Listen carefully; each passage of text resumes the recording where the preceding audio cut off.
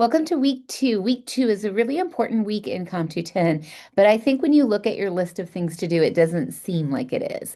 So, week two, we will do three quizzes, which means you will cover more material than we do in any of the other weeks. So, this is the heaviest week as far as digging in and learning some of the content. So, that content will be spread out over three quizzes: quiz number four, quiz number five, and quiz number six. And you can find the materials that you are to read by clicking on the read/watch materials for those individual quizzes. Same as last week, the quizzes are 15 minutes long. And they are about 10 questions. Sometimes there might be fewer questions because it might have a matching section on the quiz. If you are somebody who has an accommodation letter and you haven't communicated that to me, please let me know that as soon as possible because then I can make sure that I have all of your time set appropriately for you on your presentation. So this week we will do those quizzes, just those quizzes, and you don't have a major speech assignment due. So this is a perfect week to go ahead and knock out those challenges. And so remember, we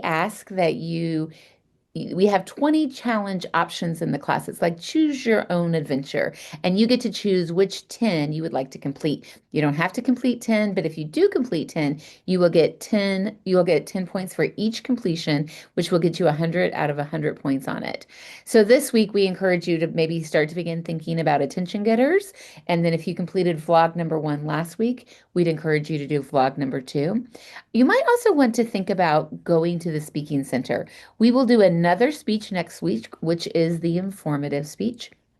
And so this might be a good week for you to choose your topic and begin writing your outline. So that gives you a little bit of time to secure your audience and then also rehearse your presentation so that you knock it out of the park next week. So go ahead and look ahead to the informative speech, or you might make an appointment with a graduate student at the speaking center. You can do that in person, or we have appointments on Zoom.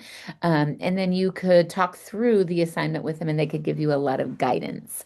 So that's it for this week. It's a pretty quick week, but it does cover lots of important materials to begin the process of preparing you to do the informative speech, which is where we begin doing research-oriented presentations. Let me know if you have any questions.